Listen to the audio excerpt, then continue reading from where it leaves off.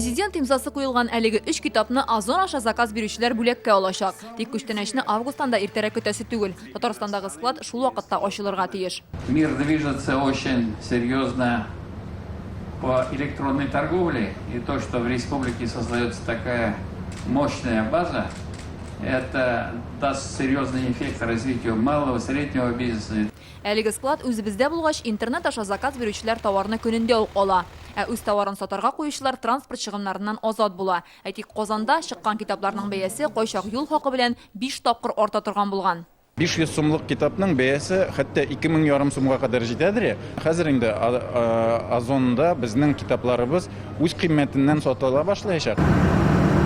Янәшәдә вал бирү өчен дә склад салына башлый. Аларны төзүче Romex Group компаниясенең бу 4нче проекты. Өчәү Казанда, берсе Алабугада. Бер складлары әзер инде, аны президент карады. Вдвойне приятно, что мы здесь уже видим потенциально тех поставщиков республики, которые уже работают в системе пятерочки, и видим будущих наших поставщиков. 38 мең квадрат метрлы әлеге склад ачылу, ул җирле җитештерүчеләр өчен дә зур мөмкинлек. Алар бүген үк монда үз товарларын тәкъдим итә.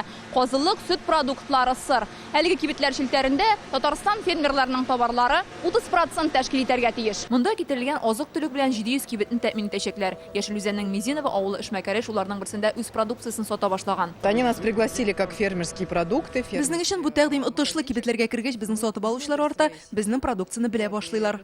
Аның янәшәсендә казылык җитештерүчеләр. Аларның кибетләргә керү теләге бар-барын, тик шикләнәләр. Аларның штрафлары бик зур, требованиялары безгә